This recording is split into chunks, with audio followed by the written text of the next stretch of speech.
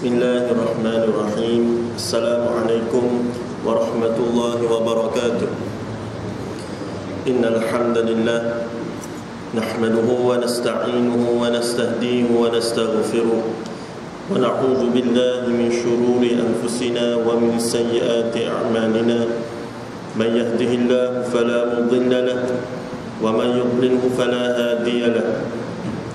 أشهد ونشهد أن لا إله إلا الله وأشهد ونشهد أن محمدا رسول الله. قال رب اشرح لي صدري ويسر لي أمري واحلل عقدة من لساني يفقه قولي. رب اشرح لنا صدورنا ويسر لنا أمورنا واحلل عقدة من ألسنتنا يفقه أقوالنا. أما بعد. قال الله تعالى في كتابه العزيز: أعوذ بالله من الشيطان الرجيم. بسم الله الرحمن الرحيم. يا أيها الذين آمنوا اتقوا الله حق تقاته ولا تموتن إلا وأنتم مسلمون. Wahai orang-orang yang beriman, bertakwalah kamu sekalian kepada Allah Subhanahu wa taala dengan sebenar-benar takwa, dan janganlah sesekali kamu mati melainkan dalam keadaan kamu menyerah diri bulat-bulat kepada Allah Subhanahu wa taala. Alhamdulillah, sebagaimana biasa kita mengaturkan syukur kehadrat Allah Subhanahu wa taala atas limpahan kurniaan hidayah, inayah, berkat, rahmat, kasih sayang Allah Subhanahu wa taala yang membekalkan kita dengan dua nikmat yang paling besar, yaitu yang membekalkan kita dengan dua nikmat yang paling besar, iaitulah nikmat iman dan nikmat Islam. Dan juga alhamdulillah, tidak lupa kita mengucapkan syukur kepada Allah Subhanahu wa taala yang mengizinkan kita untuk sama-sama sebentar tadi kita menunaikan atau mendirikan solat fardu subuh secara berjemaah. Moga-moga kita mendapat fadilat salat secara berjemaah, dan alhamdulillah juga kita mengucapkan syukur kehadrat Allah Subhanahu wa taala yang selepas daripada itu, iaitulah sekarang kita diberikan kesempatan, ruang dan peluang untuk sama-sama kita berada dalam majlis ilmu. Moga-moga ia dianggap sebagai salah satu taman daripada taman-taman syurga Allah Subhanahu wa taala.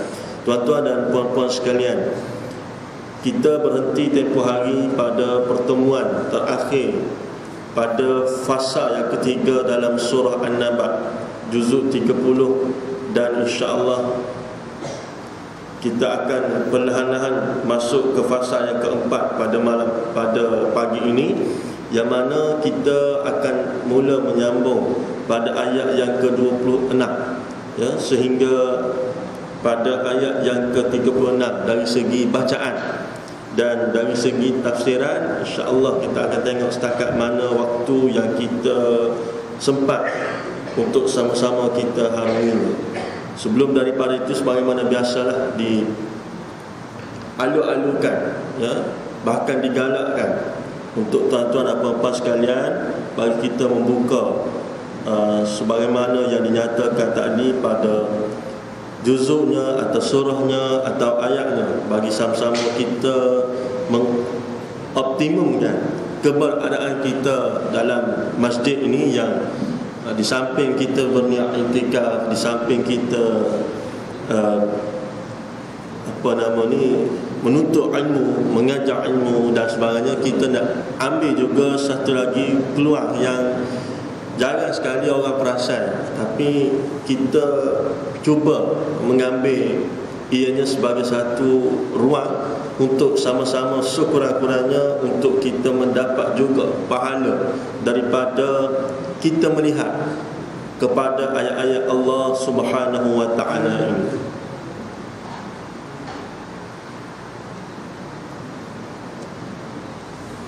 Sebagaimana jadi pernah disebutkan oleh Nabi sallallahu alaihi wasallam, khairukum man ta'allama al-Quran wa 'allama, atau kama qala, sebaik-baik kamu adalah orang yang mengajar Al-Quran dan orang yang belajar Al-Quran. Makna kata di sini, Kerana ada boleh jadi segelintir daripada kita yang memahami bahawa bila mana menginjak ke usia datuk atau nenek ni maknanya sudah terlambat. Jawabnya belum lagi. Ya, belum lagi terlambat. Bila terlambat? Bila mana nyawa ni dicabut dari jasad. Bila mana roh dihilangkan dari badan, maka masa itu sudah terlambat. Terputuslah segala amalan kita. Bila mana sudah hilang jasad, sudah hilang roh dari jasad, sudah hilang hayat dari badan, maka masa itu sudah terlambat. Melainkan kita ada 3 perkara yang kita tinggal dulu di dunia, ya, yang disebut oleh Nabi SAW, inqata'a amaluhu illa min thalath. Ya, terputuslah segala amalan anak Adam, kita lah, anak-anak cucu-cucu Nabi Adam alaihissalam, terputus bila mati. Idza mata ibnu Adam inqata'a amaluhu illa min thalath. Bila matinya anak Adam, terputus segala amalan melainkan 3 perkara. Nak cerita pasal apa dia? Nak cerita pasal ada dah kehidupan selepas pada mati. Ini yang kita kadang-kadang tidak berasa. Hadis ni membuktikan bahawa ada lagi kehidupan selepas daripada ini. Ya, ianya mengambil kira sebagaimana kita cerita sikit mukaddimah lah, ya. Allah Subhanahu wa taala sebut dalam satu ayat, kaifa takfuruna billahi wa kuntum amwata fa ahyaakum. Mengapa kamu masih ingkar kepada Allah Subhanahu wa taala dalam keadaan kamu ini dulunya mati? Kalau kita tengok kepada tafsiran secara terperincinya, menyebut dalam keadaan kamu ni dulunya sperma. Sperm yang mana kamu ni dianggap mati. Kenapa? Walaupun sperma ini hidup, kalau kita tengok ya, bergerak dan sebagainya, kerana tak ada tanggungjawab hak dan liability, dia anggap mati. Fa ahyaakum, bila kamu gabung dengan Allah, berlakulah proses yang diperincikan lagi dalam ilmu sains. Fa ahyaakum, kami hidup sebagaimana yang kita hidup sekarang. Summa yumitukum, selepas daripada hidup kita akan mati. Ya, bila kita tak tahu, yang menjadi rahsia Allah Subhanahu wa taala. Summa yuhyikum, ini yang kadang-kadang orang tak perasan. Lepas pada mati, kemudian kamu mati, kemudian kamu hidup. Maknanya ada 2 kehidupan kita. Kita ni hidup dalam 2 alam, bukan macam amfibia atau katak. Ya, katak hidup dalam 2 alam juga, di lautan dan di daratan. Tapi ni cerita lain, jauh sangat daripada cerita seekor katak. Hidup kita di 2 alam. Pertama alam di dunia, yang kedua alam di akhirat. Summa yumitukum summa ilaihi turja'un. Lepas daripada kamu dimatikan, selepas daripada kamu dihidupkan, kemudian kepada Allah Subhanahu wa taala kamu akan kembali. Kita cuba ambil dalam hadis yang disebut oleh Nabi SAW sebentar tadi, maknanya masih belum lagi terlambat. Bahkan Islam mengajar kita utlubul ilma minal mahdi ilal lahdi, sampai liang lahad kena belajar. Ya, sampai liang lahad kita ini kena belajar. Tak ada istilah lewat. Boleh jadi itu hanyalah tipu daya nafsu, tipu daya syaitan yang tak pernah berputus asa daripada menarik kita ini daripada memburu rahmat Allah Subhanahu wa taala, memburu syafaat Nabi sallallahu alaihi wasallam, ataupun memburu apa disebut sebagai pahala daripada Allah Subhanahu wa taala. Sebab itu kalau boleh tidak sebut siapa-siapa, insya-Allah bukan kat sini lah.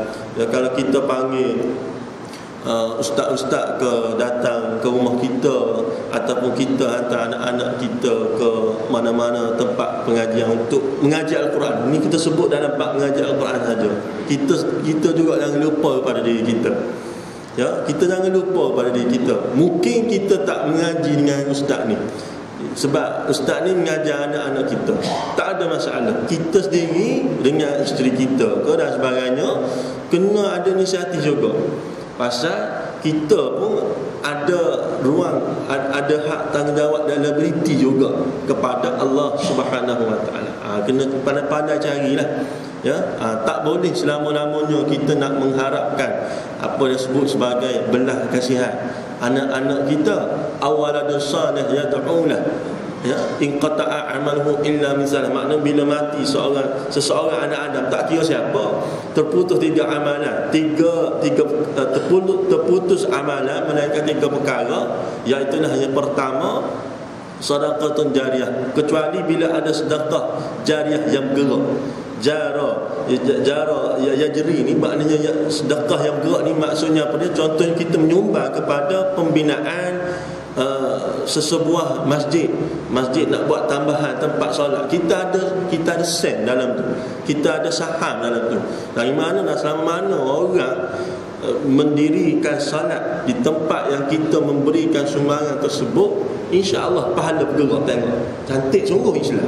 Ya. Yang kedua, au ilmu yuntafa'u bih, ataupun ilmu yang bermanfaat.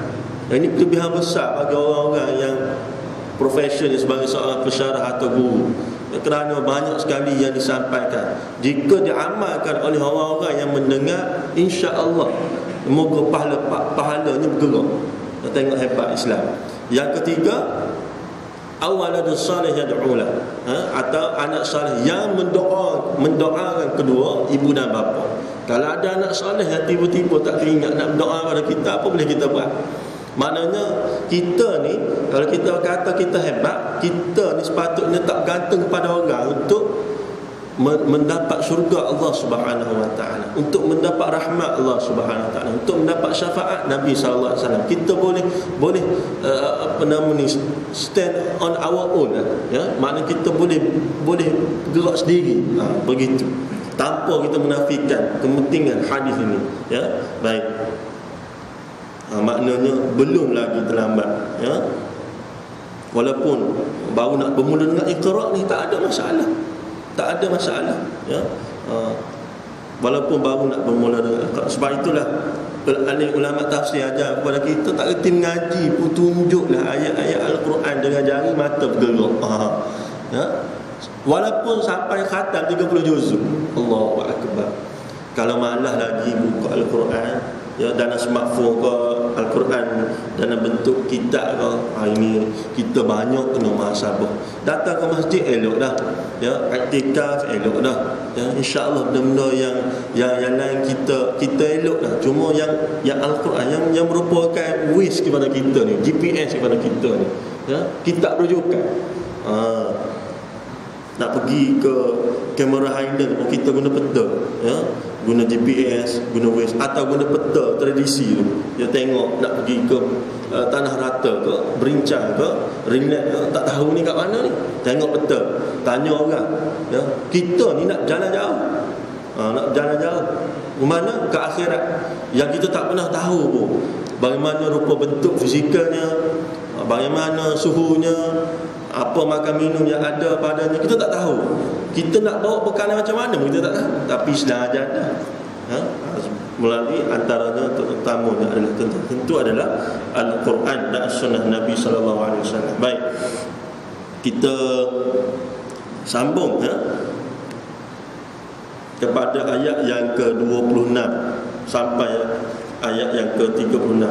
Walaupun mengajar kita bukan khusus sangat lah, cuma kita bila kita mengaji dari satu ayat ini, insya-Allah setakat mana yang boleh kita sebut, kita akan sebutlah, ya. Walaupun fokus utama kita sudah tentu kepada isi kandungan ayat-ayat Al-Quran, insya-Allah. A'udzu billahi minasy syaithanir rajim.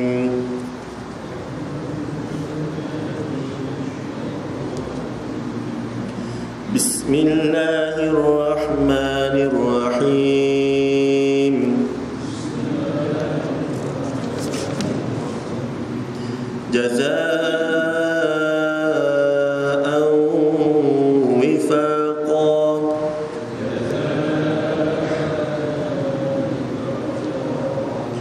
Innahum kanu la yarjuna hisaba.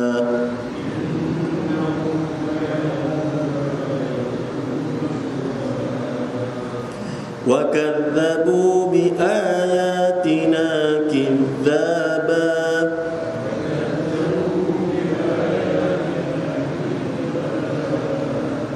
وَكُلَّ شَيْءٍ ahsaynahu kitaba.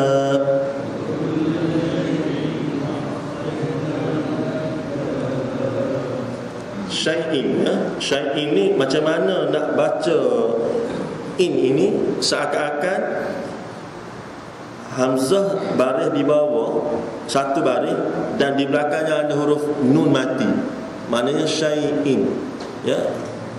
Bayangkan sebegitu, kerana asalnya dari segi tulisan ianya berakhir dengan huruf nun mati, maknanya kita berhenti pada bacaan sebegitu, syai'in, ya. Sebab kadang-kadang orang tak perasan syai'in ini kena bacanya ini habis di mana, ya. Kalau orang Terengganu minta maaf sebut, takutnya jadi syai'in, ya, jadi ing pula, ya. Tak katalah kepada orang Terengganu, tapi nak sebut bahawa kok terjadi begitu keadaannya. Kita tak tahu di mana sepatutnya berakhir baris dua, atau dalam apa nama ni, ilmu tajwid ini disebut sebagai tanwin.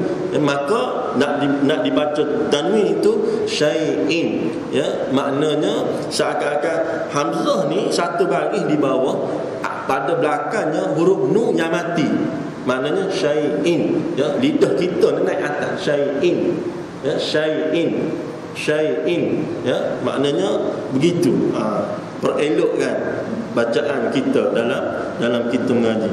Zayyinul Quran bi aswatikum, hiasilah Al-Quran dengan suara kamu, terbahagi pada luar. Dalam tajwid, dalam apa nama ni, yang pertama dalam bukan semata-mata kerana suara yang nyaring, tapi kena jaga tajwid, ya, hukum bacaan Al-Quran ni, hukum 5, ikhfa hakiki dan sebagainya, termasuk juga dalam masa yang sama ialah kena jaga makhraj.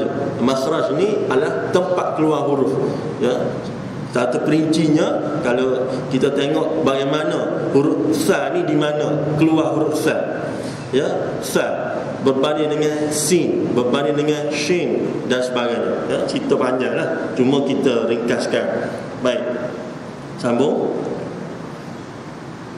Sekali lagi, ya, pada ayat yang ke-29, syai'in, try, ya.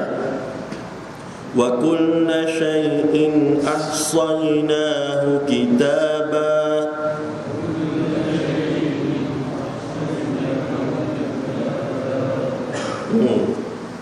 فذوقوا فلن نزيدكم إلا عذابا.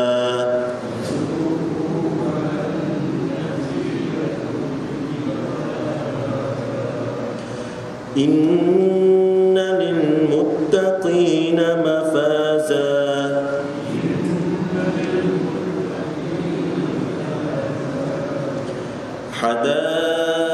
حدائق وأعنابا.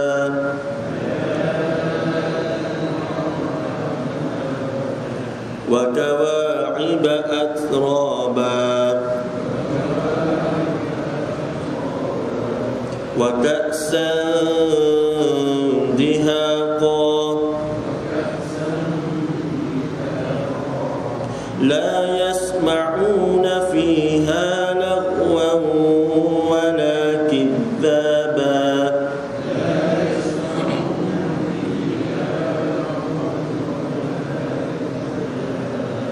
جزاء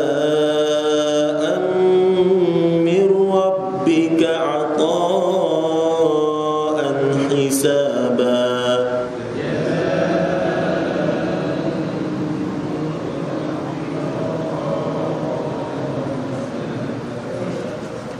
Sadaqallahul azim. Allah Subhanahu wa ta'ala berfirman yang bermaksud sesungguhnya sebagai pembalasan yang setimpal, sesungguhnya mereka tidak takut kepada hari hisab dan mereka mendustakan ayat-ayat Allah Subhanahu wa ta'ala dengan sesungguhnya, dan segala sesuatu yang Allah Subhanahu wa ta'ala telah catat dalam satu kitab, iaitu kitab amalan baik buruk manusia. Oleh sebab itu rasakanlah dan kami, iaitu Allah Subhanahu Wa Taala, sesekali tidak akan menambah kepadamu selain daripada azab yang pedih. Sesungguhnya orang-orang bertakwa mendapat kemenangan, iaitu kebun-kebun dan buah anggur dan remaja-remaja perempuan yang sebaya dan gelas-gelas yang penuh berisi minuman. Di dalamnya mereka tidak mendengar perkataan yang sia-sia dan tidak pula perkataan dusta, sebagai pembalasan dari Tuhanmu dengan pemberian yang cukup banyak. Tuan-tuan dan puan-puan sekalian, kita berada pada ayat yang ke-26 yang sebutkan sebentar tadi, yang merupakan ayat yang termasuk dalam fasa yang ketiga jika kita bahagikan melalui fasa-fasa, yang mana fasa yang pertama bermula daripada ayat yang pertama sehingga ayat yang kelima, yang menceritakan tentang reaksi atau respon balas orang kafir dan musyrik kepada cerita tentang kehidupan kedua, iaitu cerita tentang kehidupan di akhirat. Yang mana secara umumnya mula-mula kita bahagikan kepada dua golongan terlebih dahulu, iaitu orang beriman dengan orang tidak beriman. Dan orang tidak beriman ni alladzihum fihi mukhtalifun, mereka terbahagi pula kepada tiga golongan, iaitu orang tidak beriman yang percaya kepada cerita hari akhirat tapi tidak beriman. Yang maknanya orang yang percaya sahaja, tetapi tidak beriman. Kenapa? Kerana bila mana mereka beriman dengan Allah dan Rasul, kepentingan dunia akan habis. Kerana mereka ada kepentingan kedudukan, kuasa, pengaruh dan sebagainya. Bila beriman dengan Allah dan Rasul, lebih-lebih lagi ayat ini adalah merupakan, ataupun surah ini merupakan surah yang turun di Mekah. Dan bila mana kita sebut surah yang turun di Mekah, bagaimana kita tahu Islam pada awal-awal pengembangannya, Islam ketika berada di Mekah merupakan agama yang tidak dominan pada kalangan masyarakat pada waktu dan ketika itu. Maka orang Quraisy ini, orang kafir ini, orang yang tidak Islam ini memilih untuk hanya percaya tetapi tidak beriman dengan Allah dan Rasul. Pertama. Yang kedua, orang yang ragu-ragu, nak terima atau tidak cerita tentang hari akhirat. Kerana apa ragu-ragu? Kerana Nabi SAW ialah seorang yang al-amin, yang sebelum dilantik menjadi rasul pada umur 40 tahun dikenali sebagai seorang yang amanah, bukan setakat kata-kata tetapi tindakan. Sebab itu sebahagian daripada mereka ni ragu-ragu, sebab nak kata bohong, tak pernah cakap bohong dan sebagainya. Sebab itu kalau kita dapat lihat dalam salah satu daripada peristiwa penting yang jarang-jarang yang kita dengar dalam peristiwa hijrah adalah bagaimana Nabi SAW sebelum berhijrah dari Mekah ke Madinah meminta untuk barang-barang yang ditinggalkan di rumah baginda yang menjadi barang amanah, yang untuk Nabi SAW menjaga barang-barang berharga daripada bahkan orang kafir. Sebagaimana yang kita ada sekarang satu sistem yang kalau boleh kita kiaskan, kita letak barang emas kita atau keuangan kita di kedai rohnu ataupun di dalam sistem perbankan dan sebagainya. Walaupun masih lagi ada, kalau kita pergi ke curug-curug kampung, orang simpan duit dalam sarung bantal, tu ada lagi. Tapi nak sebut bahawa konsep itu sudah ada pada zaman Nabi SAW. Bahkan barang-barang yang berharga ini sebahagiannya ataupun ada juga barang-barang yang ditinggalkan oleh orang-orang yang bukan Islam. Maksudnya apa dia? Walaupun mereka menentang Nabi SAW, mereka masih percaya kepada amanahnya, integritinya Nabi kita SAW. Bayangkan kalau kita letak dalam zaman kita sekarang, berlaku atau tidak kita berlawan dengan seseorang ini dan tiba-tiba kita letak barang yang kita sayang untuk dia jaga, agak-agak kita percaya atau tidak. Tidak berlaku lah dalam mana-mana sejarah di dunia, melainkan setakat yang kita tengok dah tidak berlaku. Bahkan barang-barang kesayangan tersebut dimusnahkan apatah lagi, ya, bukan setakat untuk dijaga, bahkan yang ada dalam kawalan, dalam jagaan pun ya dimusnahkan lagi, bahkan menjadi target utama. Ya, aset-aset yang berharga. Nabi SAW ya nak kata bahawa bagaimana kita beruntung, ya, apa nama ni, bernabikan Nabi kita sallallahu alaihi wasallam, sehingga tahap ataupun peringkat integritinya cukup tinggi, ya, cukup apa nama ni menjadi, kalau kita tengok kepada bukti-bukti ini menjadi apa nama ni petunjuk kepada integriti Nabi kita sallallahu alaihi wasallam, amanahnya Nabi kita sallallahu alaihi wasallam, sehingga barang-barang berharga oleh orang-orang bukan Islam ditinggalkan di rumah baginda. Dan bila mana nak berlaku peristiwa hijrah, Nabi sallallahu alaihi wasallam tak musnah, bahkan dihantar semula. Kerana apa? Kerana barang ini barang amanah, ya, amanah untuk dijaga. Dan sebab nak berpindah, tengok Nabi SAW tak ambil hati. Walaupun orang yang minta tolong jaga barang-barang atau aset-aset berharga ni antaranya adalah orang-orang yang sangat memusuhi Islam pada waktu dan ketika itu, tapi mereka sama mereka pun mereka tidak percaya, ya. Dan orang-orang yang begini ataupun inilah antara kategori orang-orang yang ragu-ragu tentang hari akhirat, nak percaya atau tidak. Ya, lebih lagi lah pada zaman itu, kalau boleh dikatakan tidak boleh dilakukan eksperimen, ya, dalam makmal sains dan sebagainya untuk menguji betul atau tidak cerita hari akhirat. Ya, kerana Al-Quran dan Sunnah ini melakaui lebih daripada ilmu sains dan teknologi. Dan keraguan ini mana sekali dibawa sampai mati. Ya, dan yang ketiga ialah orang-orang yang menolak terus cerita tentang hari akhirat, bahkan menggelar Nabi sallallahu alaihi wasallam syairun majnun, ya, iaitulah penyair, bahkan digelar Nabi kita sallallahu alaihi wasallam majnun, yang gila, ya, sehingga dianggap sedemikian. Baik.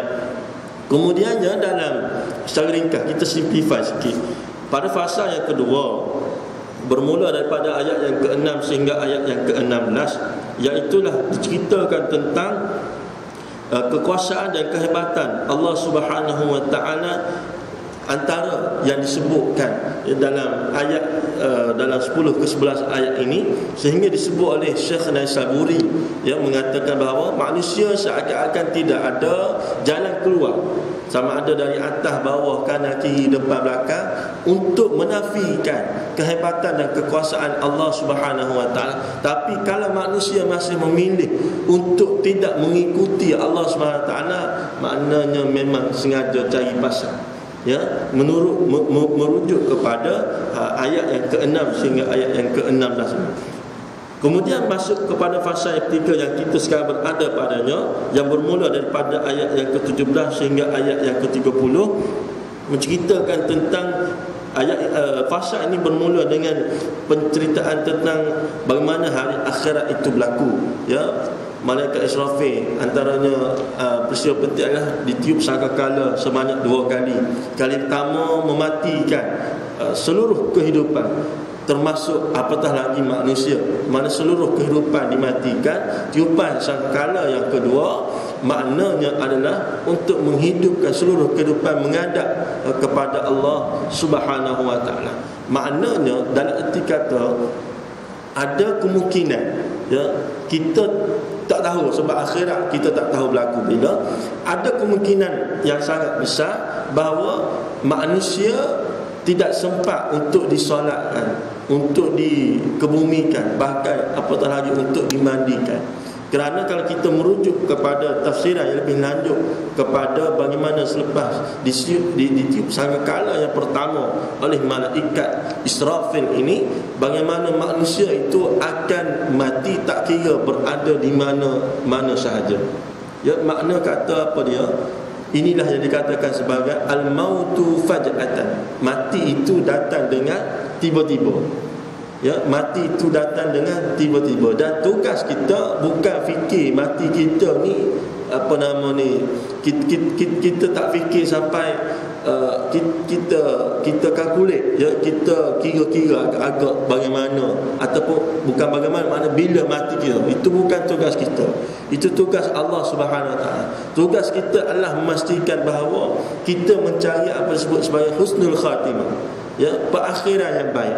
Kerana dalam ayat ini secara tafsirannya disebut bahawa ada kemungkinan, ya, bahkan besar sangat kemungkinan, bahkan ianya akan berlaku manusia tidak sempat disolatkan, dikubumikan, bahkan dimandikan, kerana berlakunya kematian tiba-tiba bila mana malaikat Israfil meniup sangkakala. Dan tugas kita apa dia? Untuk memastikan kita mati dalam Islam, mesti kita hidup dalam Islam. Rule of law, simple sangat, ya. Nak mati dalam Islam, hiduplah dalam Islam. Nak elakkan mati dalam melawan Islam, hidup kena elak lawan Islam. Ya, nak mati dalam perjuangan Islam, hidup kena hidup dalam perjuangan Islam. Ya, baik.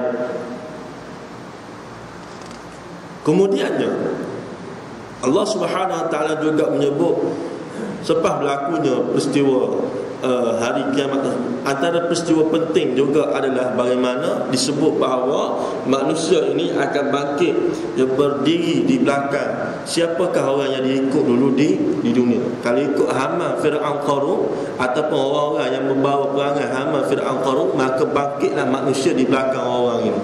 Tapi kalau kita hidup dalam menjunjung syariat Nabi SAW dan bersama-sama dengan orang yang menjunjung syariat Nabi SAW, maka kita akan bangkit di belakang orang sebegini, orang salih, orang syahid dan sebagainya.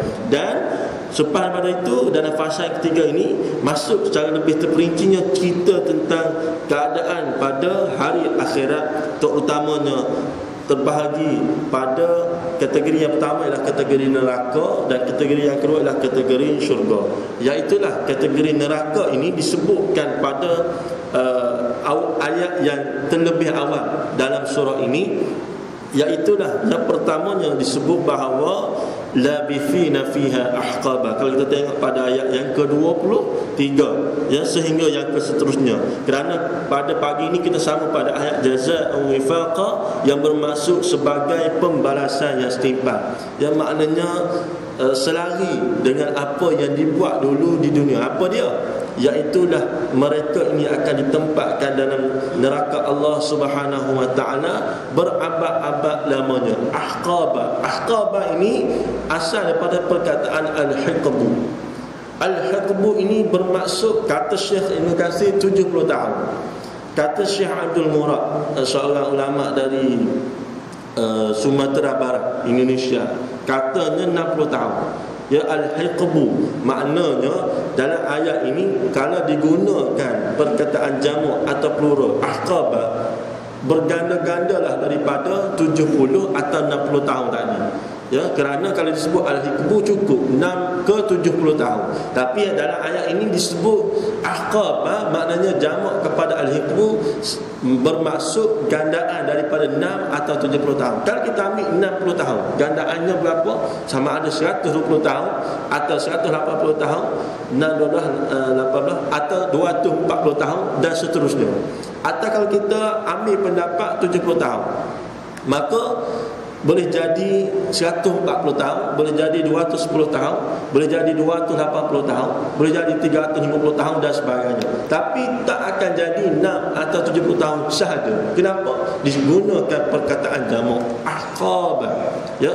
Dan 6-70 tahun kalau kita ambil, ya, al-hiqbu tadi, 6-70 tahun di akhirat ini bersamaan dengan berapa hari di dunia ini. Kita compare seketika.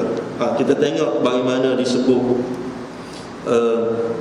oleh Syekh Hasan dan Qatadah mengatakan bahawa setiap hari bersamaan dengan 1000 tahun dari perhitungan, dari perkiraan waktu kita. Ya, maknanya satu hari di akhirat, satu hari di akhirat nak pergi ke 6 atau 70 tahun tadi. Kita ambil mudah 70 tahun lah, senang. Ya, kita senang dari segi kita nak bercakap. Kita ambil 70 tahun contohnya, ya. Satu hari di akhirat, satu tahun di dunia, untuk kita mencapai tahap tersebut, kita perlu melalui selama 365 hari di dunia.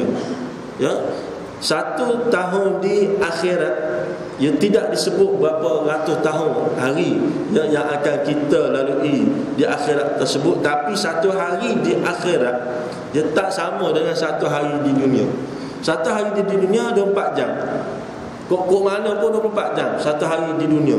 Tapi kata Syekh Qatadah, apa yang kita sebutkan tadi, waman muwafaqahu, ada orang setuju dengan pendapat Syekh kedua-dua orang ini, mengatakan bahawa satu hari di akhirat bersamaan dengan 1000 hari di dunia. Ya, 1000 hari di dunia. Mengatakan bahawa maknanya nak pergi ke tempoh 70 tahun di akhirat tersebut ni berapa lama? Bayangkan, ya, berapa lama. Kalau kita sekarang ni berada pada tahun 1435 Hijrah, kita tepikan seketika kalender Masihi, kita ambil kalender Hijrah, kita letak di hadapan 1435 Hijrah, yang mana tarikh ini dipilih oleh Umar Al-Khattab radhiyallahu anhu. Kalau kita tengok sejarah sikitlah, ya, bagaimana tarikh Islam ni nak dipilih setelah dimesyuaratkan. Ada sahabat kata ambil tarikh baginda lahir lah, ada kata ambil tarikh baginda menjadi rasul lah. Setelah dibincangkan pro and cons dan sebagainya, diputuskan bahawa ambil tarikh orang Islam hijrah dari Mekah ke Madinah. Ya, maka daripada tarikh tersebut sampai sekarang kita sudah melangkaui 1435 tahun. Ya, yang disebutkan tadi bukan 1000 hari tapi 1000 tahun. Baik, daripada itu seakan-akan kalau kita letak kiasannya, baru berlaku peristiwa hijrah sehari lebih, tak sampai 2 hari. 1435 Hijrah. Kalau 2000 Hijrah sudah masuk 2 hari. Kiasan, ya, seakan-akan menggambarkan kepada kita lama ni nak habiskan satu hari di akhirat. Lama sangat. Ya, kerana satu hari di akhirat bersama dengan 1000 tahun di dunia. Ni bagi orang yang kata tak apa, masuk neraka dulu. Ya, boleh jadi dia tengok dalam neraka ni, dia rasa neraka ni panasnya biasa-biasa saja, panas macam panas matahari. Dia boleh minum air lah. Ya, kita panas matahari, duduk dalam rumah dah, ya, tapi bahan tu rasa minta air sejuk, minum air sejuk dan sebagainya. Boleh jadi orang-orang begini berasa macam tu, sampaikan sanggup untuk menyatakan bahawa tak apalah, rasa neraka dulu, syurga lepas ni asalkan mati dalam Islam. Jangan. Ya, kerana nak pergi ke 70 tahun di akhirat ini, bahkan dalam ayat ini sebut ahqaba, berganda-gandanya 70 tahun ini, nak habis sehari ini 1000 tahun di dunia. Allahu Akbar. Nak pergi ke sehari, nak habis kat sehari 1000 tahun di dunia. Tak pergi ke minggu lagi, tak pergi ke bulan lagi, tak pergi ke tahun lagi. Kalau manusia tahu hakikat ini, dia akan berpeluh. Ya, sebelum keluarkan kata-kata yang mencabar Islam dan sebagainya. Bagaimana yang kita tengok sekarang, ada yang mengatakan bahawa kalau berkembang ni boleh membawa ke neraka, aku reda. Ada yang sebut begitu. Yang berlaku sekarang, ya, ada seorang daripada industri perfilman sebut begitu. Wal'ayazubillah mizalik, malas sekali, ya, kita gerung sangat daripada mengungkapkan kata-kata sebagainya. Bila kita tengok kepada surah An-Naba ni, cerita tentang apa yang ada dalam hari akhirat. Ya, baik. Maknanya kita sebut tadi, nak kata lama ni, daripada tempoh hijrah sampai sekarang. Selepas daripada tempoh hijrah sampai sekarang, kita melalui zaman 4 Khalifah Rasyidin, zaman Khalifah Abu Bakar sampai Khalifah Ali radhiyallahu anhum, ada 4 semua khalifah.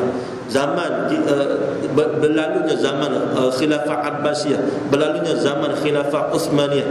Dalam tempoh tersebut juga berlakunya Perang Dunia Pertama, Perang Dunia Kedua, dan pelbagai peristiwa besar yang ada dalam kalender dunia ni, dalam sejarah dunia ni, yang seakan-akan mengambil masa sehari lebih kalau kita letak perkiraan atau kiasannya dalam tempoh akhirat. Bayangkan, takkanlah kesemua ini berlaku dalam tempoh sehari lebih. Mustahil. Bahkan ianya berlaku selama dalam tempoh beribu-ribu tahun lama. Nak kata bahawa bayangkanlah berapa lama sebenarnya untuk habiskan satu hari di akhirat, ya, dalam keadaan disiksa dalam api neraka Allah Subhanahu wa taala. Bukan setakat disiksa, bahkan menjadi arang. Manusia ni jadi bahan bakar, jadi arang. Kita sekarang ni bila kita membakar sampah, kita ambil ranting kayu, kita ambil daun yang berguguran, ataupun kita guna petrol, ataupun kita guna tiup basikal yang lama, bagi contoh ya, dan sebagainya, bahan-bahan bakar untuk menghidupkan api, untuk menguatkan api dan sebagainya. Tapi di akhirat kelak yang akan jadi bahan bakar ni bukan perkara ini lah, ya, tapi manusia. Waquduhan nas wal hijar, Allah Subhanahu wa taala sebut, ya, waquduha, iaitulah bahan bakarnya annas, manusia, wal hijar, yang kita guna sebab kita ini manusia. Kalau kita pokok bukit buka gunung gana, kita tak risau, sebab bukan kita yang jadi bahan bakar api neraka. Tapi yang akan jadi bahan bakar api neraka adalah annas wal hijar, manusia dulu Allah SWT sebut. Dan kita gerung sangat sebab kita ini manusia, dan kita tak ada pilihan, sebab kita ni dipilih oleh Allah SWT menjadi manusia, ya, bukan yang menjadi jalan raya untuk orang pijak lalu lanak dan sebagainya. Kita ni dijadikan sebagai manusia, dan bila kita jadikan manusia dalam keadaan kita tak ada pilihan, itulah menggambarkan bahawa kita ni adalah hamba Allah SWT yang kita kena ikut segala peraturan dan hukum hakamnya. Baik, labithina fiha ahqab, maknanya bagaimana disebutkan bahawa betapa lamanya kehidupan dalam neraka Allah Subhanahu wa taala, yang mana jazaa wifaqa, ayat yang kita bacakan sebentar tadi adalah pembalasan setimpal. Maknanya tak padan sebenarnya kalau kira manusia yang ingkar kepada Allah Subhanahu wa taala. Kita ambil umur Nabi kita sallallahu alaihi wasallam 63 tahun, ya, 63 tahun. Kita ni berapa dah umur kita? Kalau 20 lebih, mana 1/3 kita habis. 2/3 lagi kita nak menuju pada umur Nabi sallallahu alaihi wasallam. Kalau kita umur 40 lebih, kita sudah 2/3 melalui umur Nabi sallallahu alaihi wasallam. Ataupun kalau kita berumur 60 lebih sekarang ni, ataupun lebih daripada umur 63 tahun, kita anggap subsidi lah, umur subsidi, ya.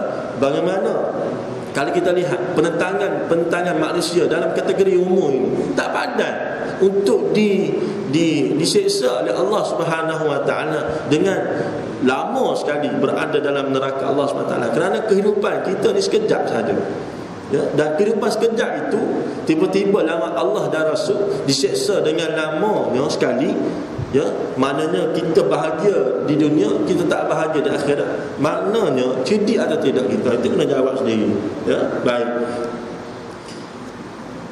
jazaa wifaqa ini ia juga respon balas kepada mereka tidak akan merasakan tenang di dalamnya dan tidak akan mendapat minuman di dalamnya illa hamima wa ghasaqa, melainkan air yang mendidih lagi bernanah. Disebut oleh Syekh Ibn Katsir bahawa bila mana diseksa dalam api neraka Allah Subhanahu wa taala, mereka ini tidak berasa tenang di dalam, sudah tentu, ya, kerana berada dalam api neraka Allah Subhanahu wa taala ni wa bi'sal masir, ya, bahkan disebut buruk tempat kembali.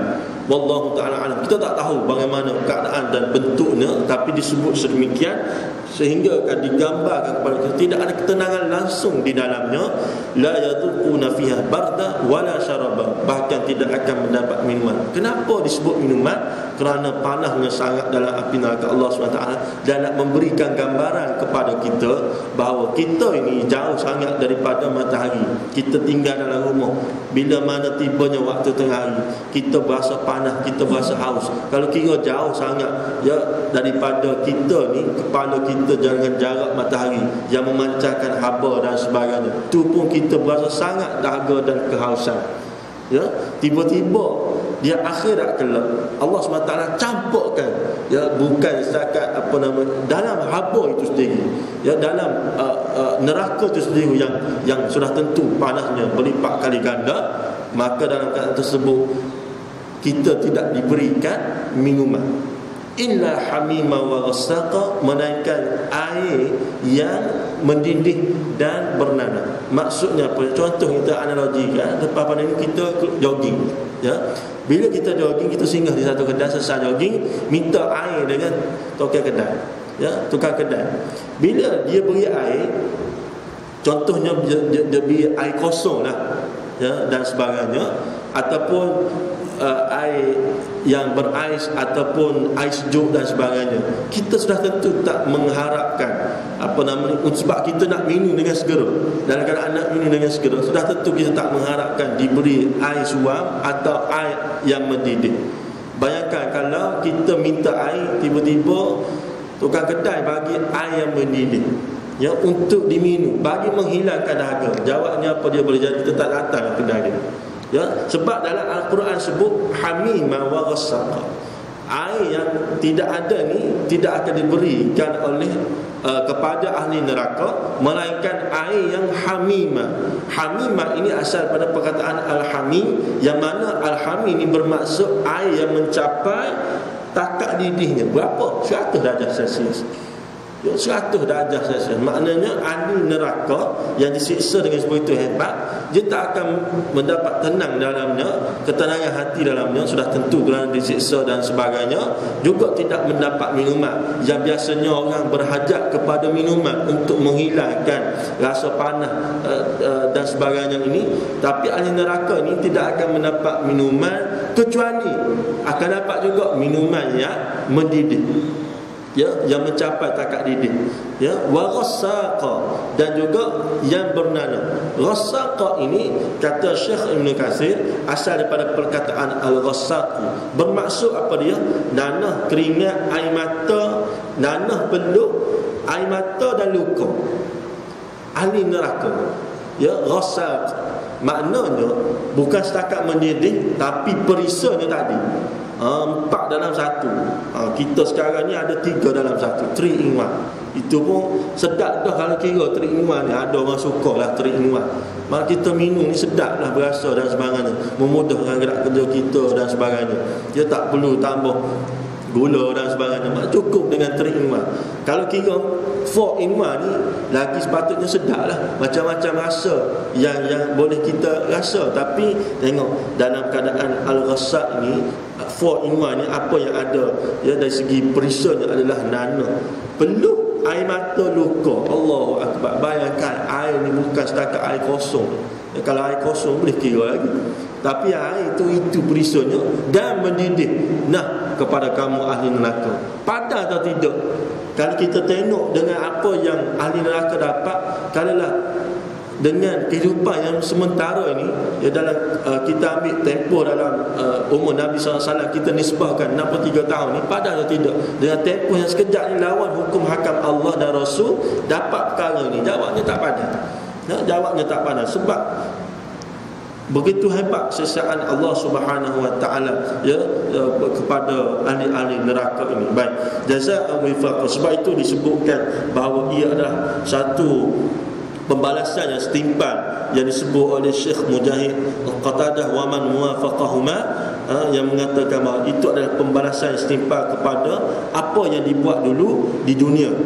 Innahum kanu la yarjuna hisaba, iaitulah mereka ini antara ciri-cirinya adalah orang yang tidak takut kepada hari hisab. Kata Syekh lagi bahawa orang ini tidak yakin bahawa di sana ataupun pada hari akhirat kelak terdapat tempat pembalasan dan perkiraan atau penghisaban bagi mereka. Ya, maknanya orang-orang ini ialah orang-orang ataupun ahli-ahli neraka ini adalah orang-orang yang tidak yakin sebenarnya kepada apa yang disebut sebagai hari pembalasan, ya, iaitulah yaumul jaza wa yaumul hisab. Baca saja dalam surah Al-Fatihah, yang dibaca 17 kali seharian semalaman, Maliki Yaumiddin, Raja hari agama. Apakah yang dimaksudkan dengan hari agama? Iaitulah hari yang mana Allah SWT akan menghitung segala amal baik buruk manusia, iaitulah pada hari akhirat kelak. Kita baca tapi kadang-kadang tak perasan. 17 kali seharian semalaman kita baca. Bayangkan orang yang baca pun boleh jadi tak perasan. Kalau orang yang tidak solat, wal'iyazubillah min zalik, apatah lagi untuk melewati ayat-ayat ini dan sebagainya. Innahum kanu la yarjuna hisaba, sesungguhnya mereka itu orang yang tidak takut kepada hari hisab, hari akan dibalas segala amal baik dan buruk. Makna kata bukan setakat orang-orang ini ialah orang-orang yang tidak memenuhi 3 prasyarat, iaitulah yang pertama tasdiqun bil qalbi, orang-orang yang i'tiqad dengan hatinya, tak percaya tentang hari akhirat. Ataupun orang-orang ini sebenarnya dia percaya kepada hari akhirat, tapi kata-katanya menunjukkan bahawa dia tidak percaya kepada hari akhirat. Maknanya hati dia kata aku beriman dengan Allah dan Rasul, tapi mulut dia kata hukum hakam Allah dan Rasul ni adalah sesuatu yang jauh sekali daripada jangkauan manusia pada zaman dan waktu ini. Sebagai contoh, maknanya seakan-akan ungkapan ini tidak menggambarkan dia yakin kepada esok hari adanya hari pembalasan, ataupun kata-katanya okey, cuma dari segi perilaku dan tindakan. Contohnya menutup aurat itu wajib, i'tiqad hati kata wajib, mulut kata wajib, tapi tindakan dan perilaku tak buat.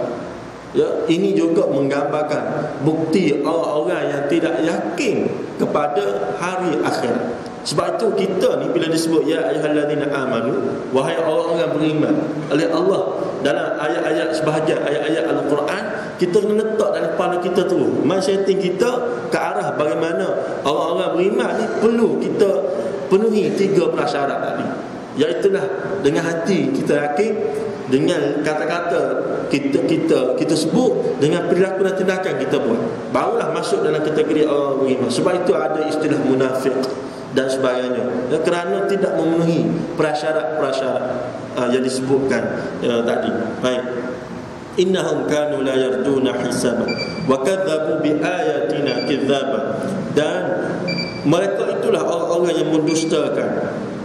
Apa disebut oleh pengarang kitab ini adalah mendustakan hujah-hujah dan bukti-bukti Allah Subhanahu wa taala ke atas makhluknya yang telah diturunkan melalui para rasulnya, tetapi mereka itu menyambutnya dengan kata-kata hina, dengan kata-kata dusta, dengan kata-kata bangkangan dan sebagainya. Wa kadzabu bi ayatina kidzaba, maknanya apa yang dibawa oleh Rasul dalam membawa mesej yang disampaikan oleh Allah Subhanahu wa taala, mereka bukan setakat masuk tengah kanan keluar tengah kiri, tapi mereka ini bahkan juga melawan sampai satu peringkat membunuh nabi-nabi alaihi wassalatu wassalam, sebagaimana yang berlaku kepada Nabi Zakaria alaihi salam yang dibunuh oleh kaum-kaumnya, oleh kaum. Baik. Wa kullu syai'in ahsaynahu kitaba, dan segala sesuatu yang kami, iaitu Allah SWT telah catat dalam satu kitab, iaitu yang disebut sebagai kitab amalan. Faman utiya kitabahu biyaminih faulaika yaqra'una kitabahum wa la yudlamuna fatila. Allah SWT sebut bahkan manusia yang perakhirannya baik akan diberi buku rekod lah. Buku rekod. Kalau anak-anak atau adik-adik kita belajar di sekolah ni biasanya ada, tapi sekarang ni tak tahu lah sistemnya macam dulu. Diberi setiap kali selepas pada waktu peperiksaan diberikan buku rekod. Buku rekod diberikan. Kadang anak murid ambil tangan kanan, kadang anak murid ambil tangan kiri dan sebagainya. Kita akhirat nanti kita akan beri buku rekod juga. Allah SWT akan cek amal baik buruk kita ni banyak mana, dan bila diberi buku rekod, kita kata lepas daripada tu ambil dengan tangan kanan, bukan semudah itu. Bukan semudah. Masa tu bukan kita yang membuat keputusan. Bahkan kita akan seakan-akan dipaksa. Maknanya dipaksa dari segi kita nak ambil dengan tangan kanan, tapi sebab kita ni buku rekod teruk sangat, terpaksa ambil dengan tangan kiri. Kita sudah tidak ada upaya dan kuasa untuk membuat pilihan pada waktu dan ketika itu, sebab ianya disebut sebagai darul jaza wa darul hisab, ya, tempat dibalas, tempat apa nama ni, dihitung segala amalan. Kita seakan-akan paralyzed, lumpuh, kita seakan-akan redha dengan apa yang akan berlaku. Begitulah keadaannya. Pilihannya di mana sekarang? Sekarang boleh pilih kehidupan dunia. Wa hadainahum najdan. Dan Allah SWT beri kamu dua pilihan. Pilihlah jalan mana? Jalan kanan ke jalan kiri? Pilih. Tapi di hari akhirat kelak sudah tidak ada pilihan. Wa kullu syai'in ahsaynahu kitab. Kitab maknanya orang-orang ini, orang-orang yang tidak yakin kepada apa yang telah ditulis oleh Allah SWT dalam satu kitab, ialah kitab amanah. Makna yakin ni dari segi seakan-akan mengatakan bahawa tak apa buat sembunyi-sembunyi. Allah Subhanahu Wa Taala tak tengok. Ya, tak tengok. Kita tak berasa. Malaikat raqib dan atid sentiasa bersama dengan kita. Sedangkan malaikat, kedua-dua malaikat ini sentiasa bersama dengan kita, ya, kecualilah dalam dua keadaan. Ya, disebut dalam satu kitab tafsir Syekh Ali As-Sabuni, seorang ulama sunni dari Syria, memetik satu hadis Nabi SAW, iyyakum wat-ta'ari fa innahu la yufariqukum illa fi halatain atau kama qala. Ya, malaikat raqib dan atid yang akan sentiasa bersama dengan kita, melainkan dalam keadaan yang pertama bila kita masuk bilik air. Bila kita masuk bilik air, prakteklah. Sebab bilik air ni tempat yang kotor dan sebagainya, bukan protes, maknanya tak masuk malaikat bersama-sama dengan kita. Kalau kita lama bilik air, lama lah malaikat tunggu kita, ya? Maknanya sebab itu kita dianjurkan oleh Syekh Al-Ghazali, adat dalam bilik air ni apa dia? Bila kita ikut adat dalam bilik air ni apa dia, tak lama kita dalam bilik air, ya? Sebab nak hormat dia, orang tunggu kita. Bukan orang ni, malaikat tunggu kita, malaikat raqib dan atid. Dan yang keduanya, malaikat raqib dan atid tak bersama dengan kita bila mana?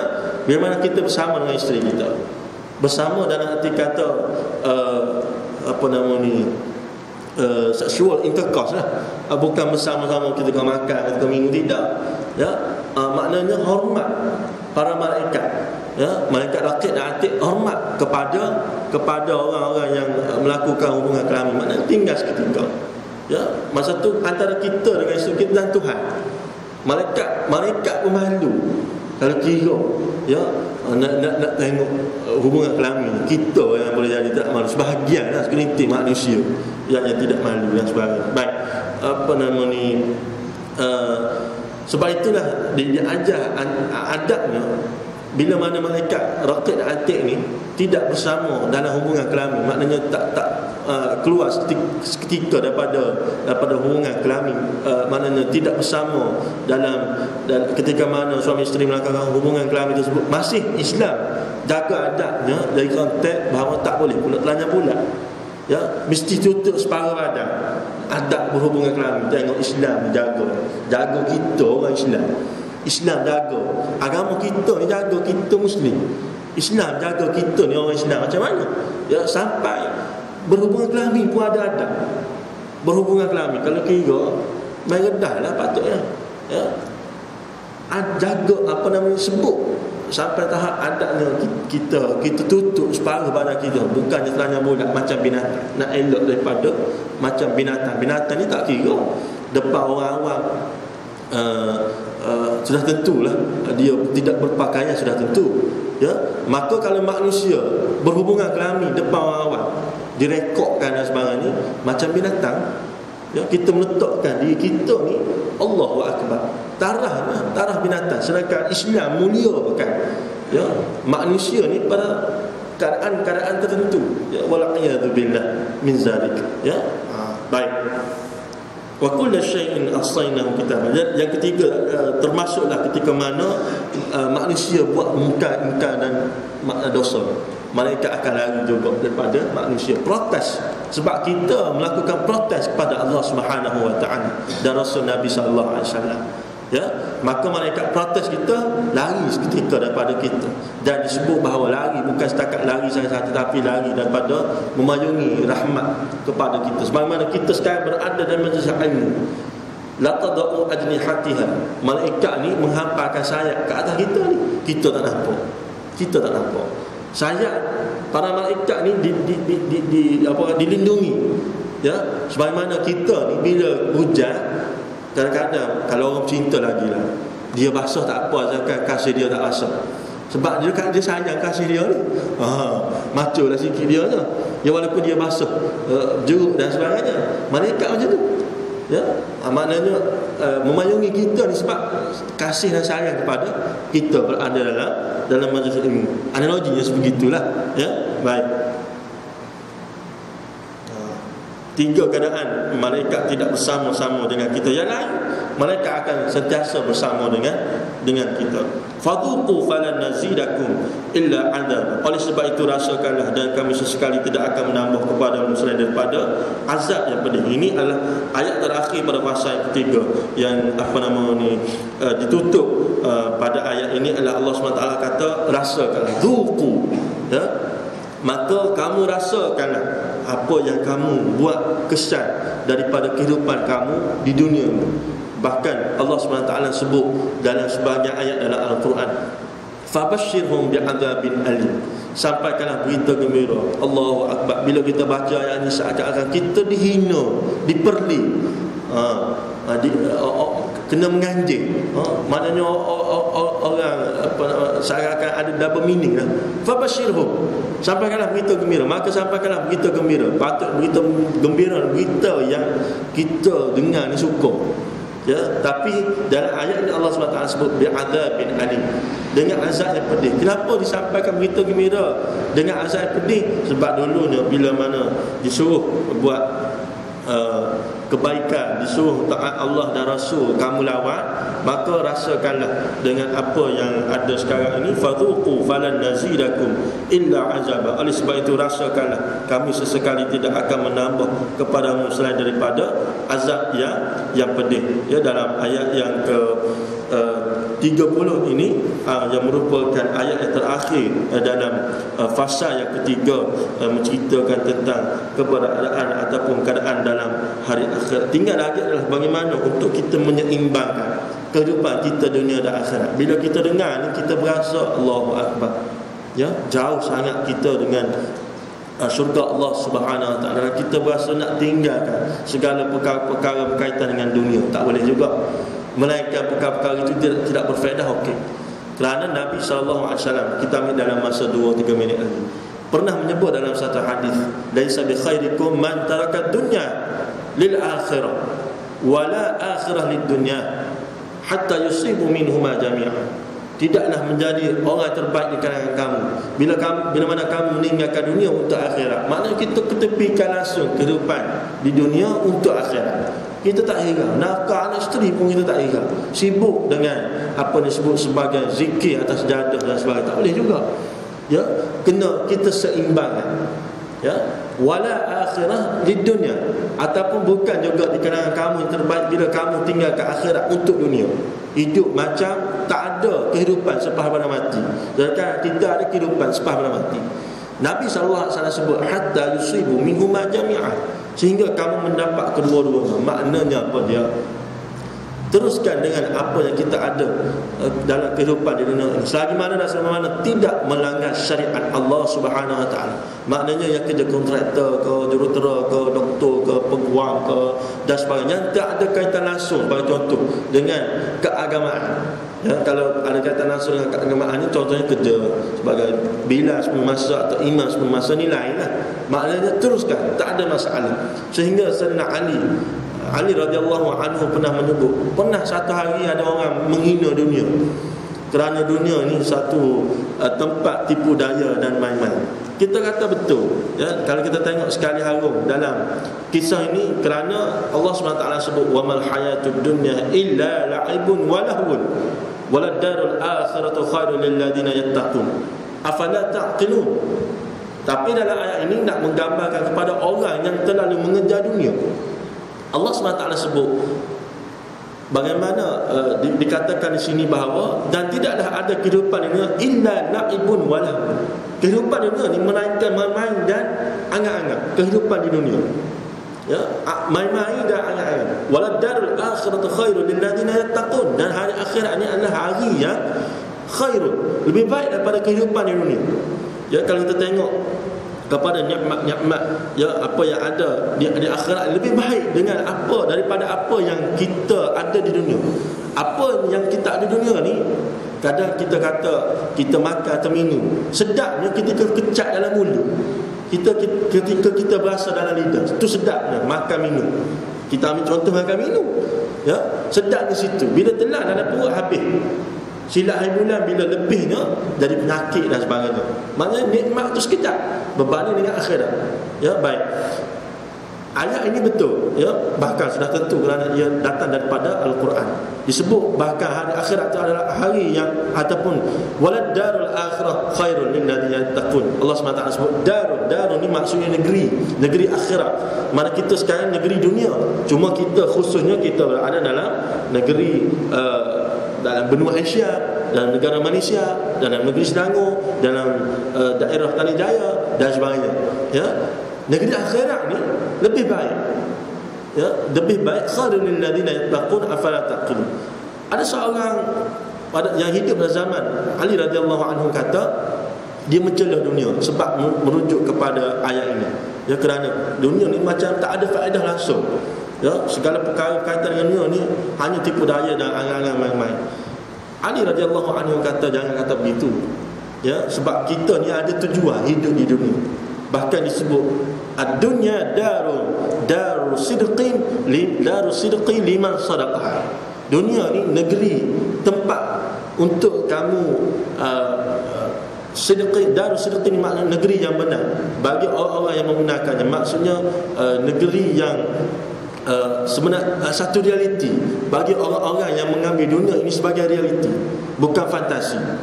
Ya, maka juga disebut pada yang seterusnya wadarul ghina lima tazudu minha. Dan negeri dunia ni adalah satu tempat atau negeri yang kaya bagi sesiapa yang pandai mengambil peluang padanya. Sebab itu kita dapat lihat bahkan orang-orang Islam lebih ramai menjadi top 10 dalam kategori orang-orang yang kaya sebab mengambil apa yang disebut oleh boleh jadi, ya, mengambil apa disebut oleh Ali radhiyallahu anhu mengatakan bahawa darul ghina lima tazudu anha. Maknanya negeri yang apa nama ni yang boleh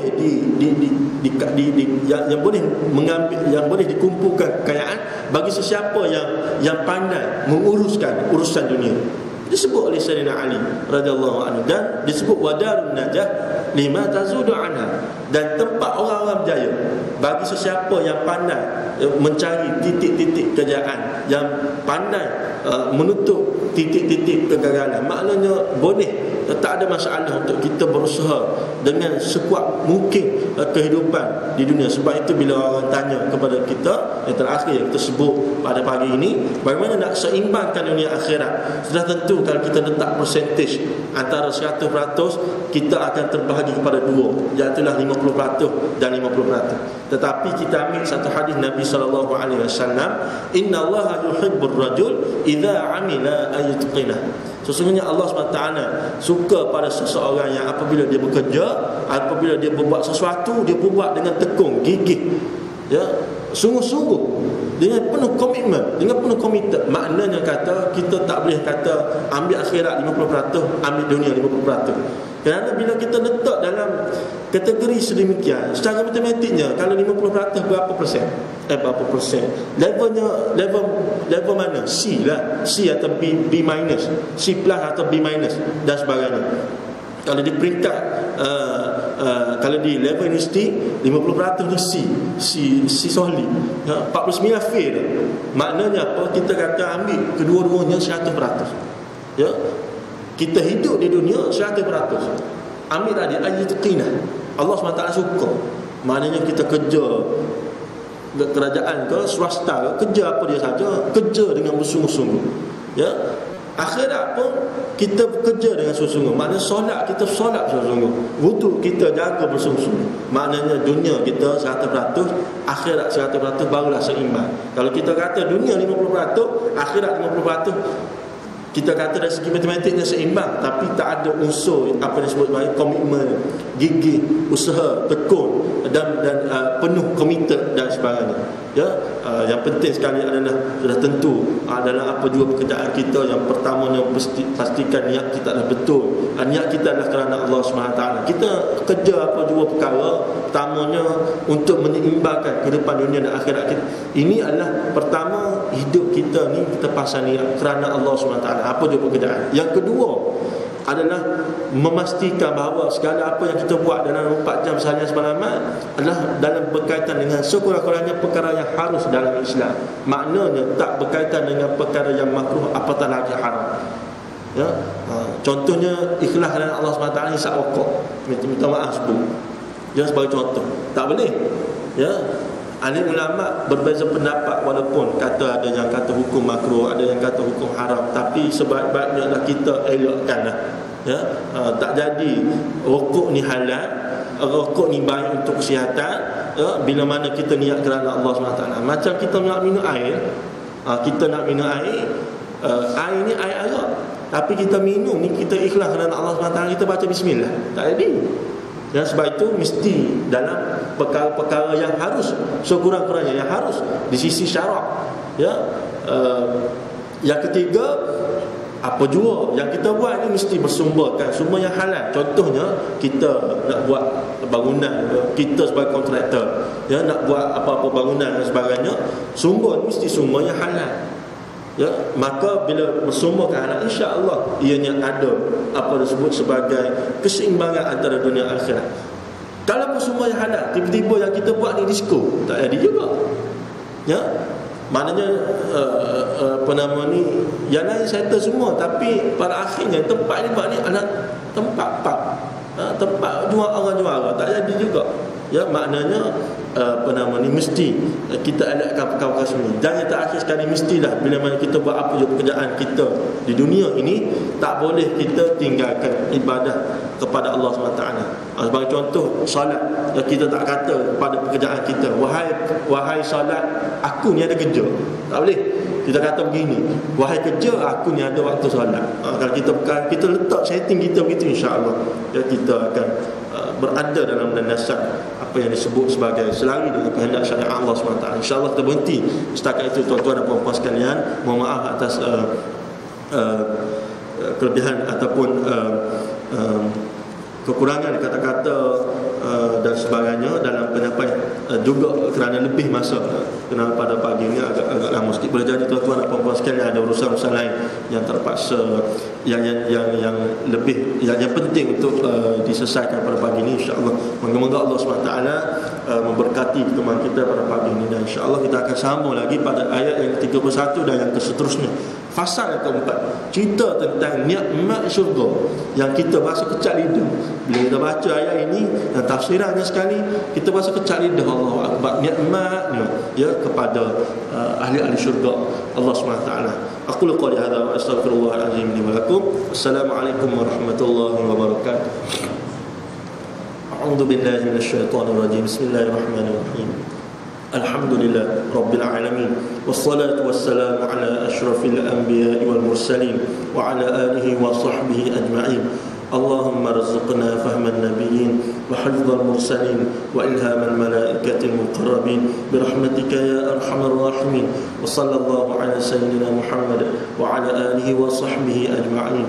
Walhamdulillah Rabbil Alamin. Taqabbalallahu minna wa minkum.